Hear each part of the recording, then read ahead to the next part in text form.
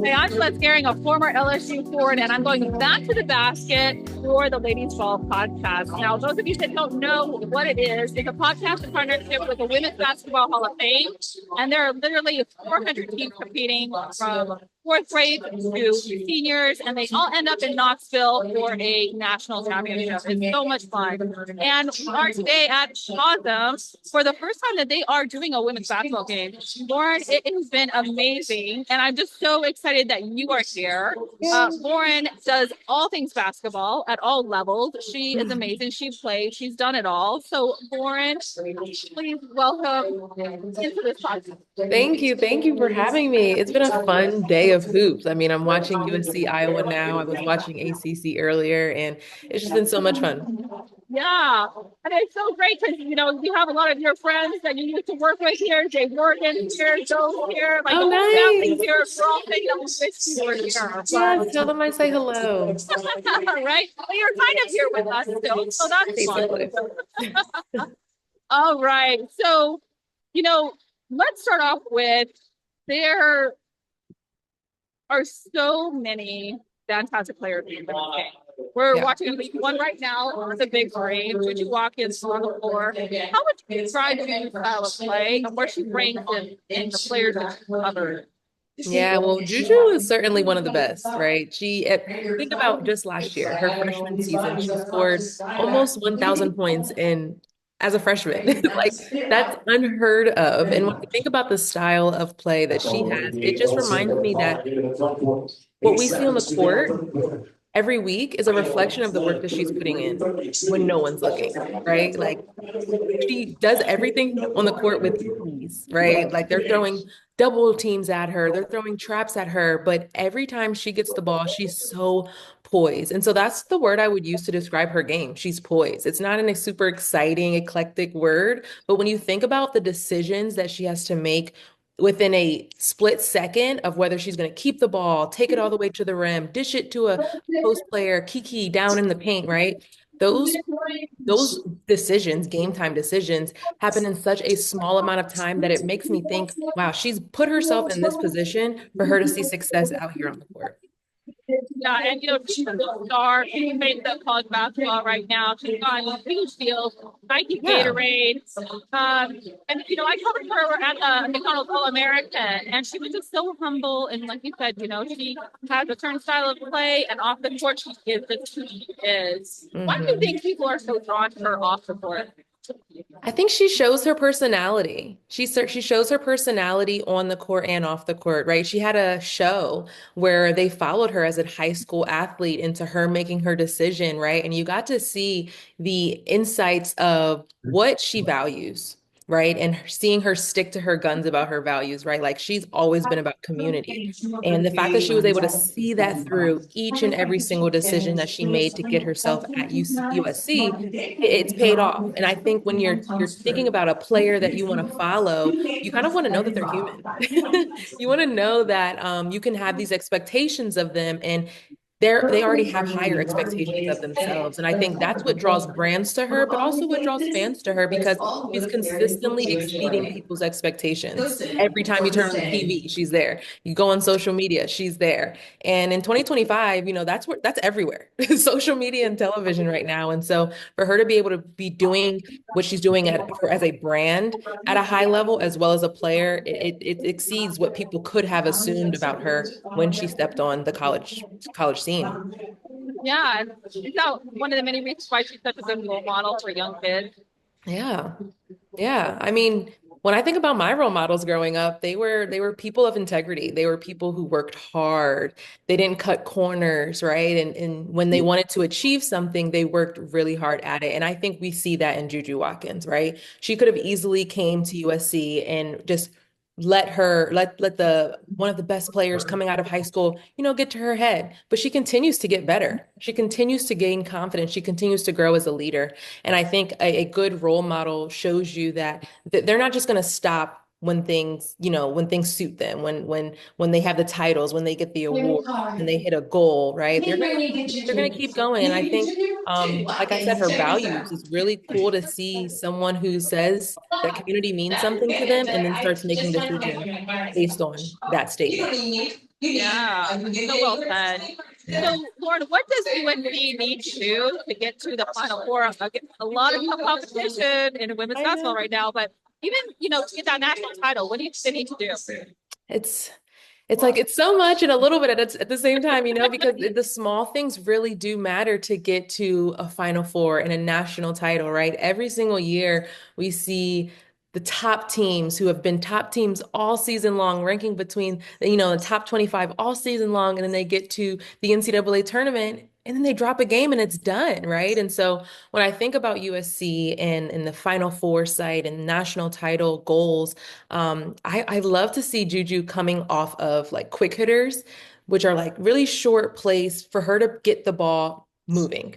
A lot of times we see Juju at the top of the key and she has to set up a move or set up a play for herself to get a bucket, which she can do. She can totally make it happen. However, when you go up against teams in the tournament, it's all about matchups. They're going to put their best defender on Juju. And so in order for them to see longevity, they have to take the foundation of fast breaks, rebounding, what we've seen them do in this 19-1 run that they've been on the season. They have to build on that for the postseason or trust in that foundation, but they have to focus on matchups. They have to focus on, okay, how can we get Juju's defender tired? How can we make sure that Kiki gets open in the paint? How can we make sure, because when Juju's running around the court and she doesn't have the ball, everyone's eyes are just waiting for her to get the ball. And that opens up another USC player. And so just being able to kind of play mind games with your opponent because everyone knows Juju Watkins. Everyone knows that she's going to get her 20 plus points as well. But they're going to need a little bit more in order to sustain the success that they've seen this season, which has been really good. Yeah, yeah. Let's talk about the other team that we're talking about today, Yes, Iowa. Iowa. And just Caitlin Clark's jersey retirement. I thought it was special today that she donated four $22,000 scholarships from a charity fund. And I don't know about you, but I can't think of any other players that donated. I'm sure there have been though, right? Yeah. But I just really thought it was special that she did that. What are your thoughts on this momentum occasion for her? Yeah, I think it's beautiful. And I think it's synonymous with who Caitlin Clark has shown herself to be time and time again, right? She obviously is known for the big moments, the three-pointers, the all-time leading scorer, all the awards. But I think who she is to her core is someone who wants to impact those who have helped her.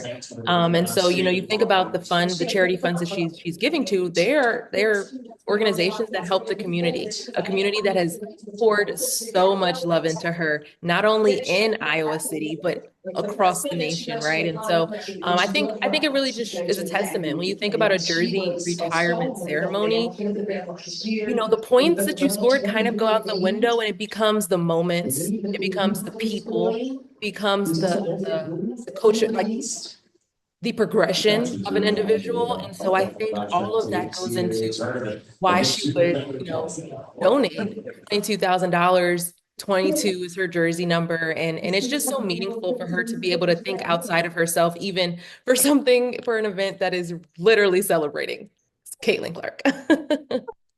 Exactly. And we talk about this with basketball all the time. Current players are always building upon the shoulders and legacies of others. Yeah.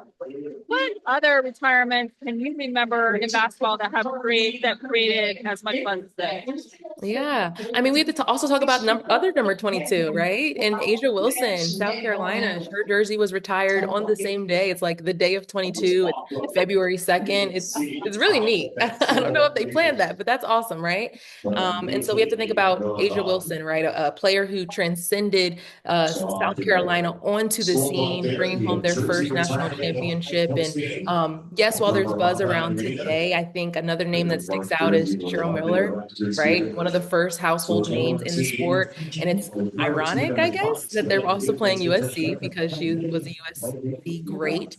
And her number was retired in 1986, I believe, and it was retired when she was still playing.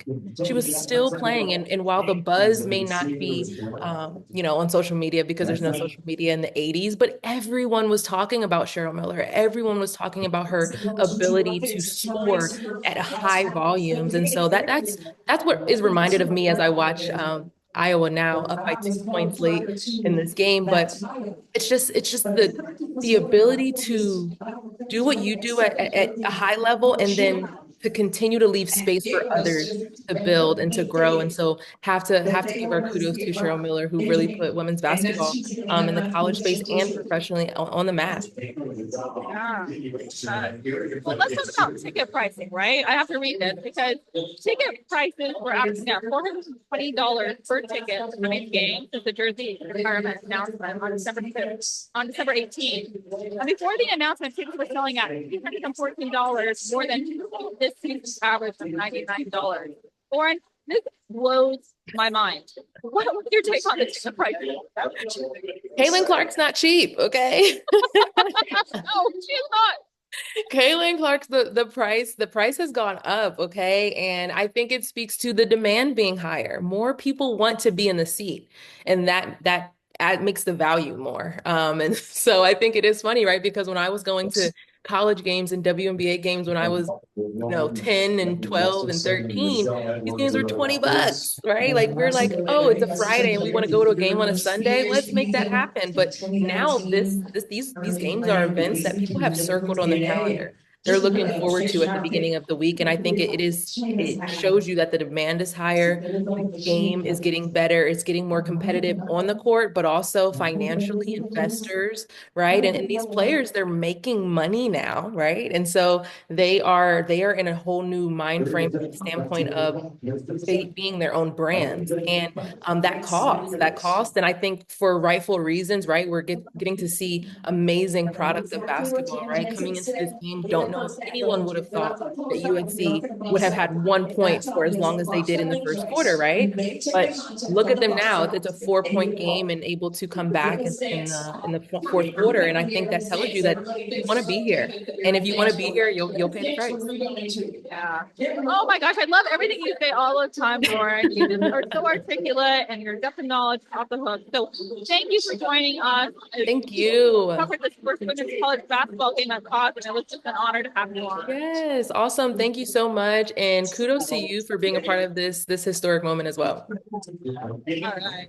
Well, make sure to follow us at the Ladies Ball podcast at College the Ball and get the latest on the road to Knoxville. It all starts next month. Tell your friends and support women's basketball. We all grow together.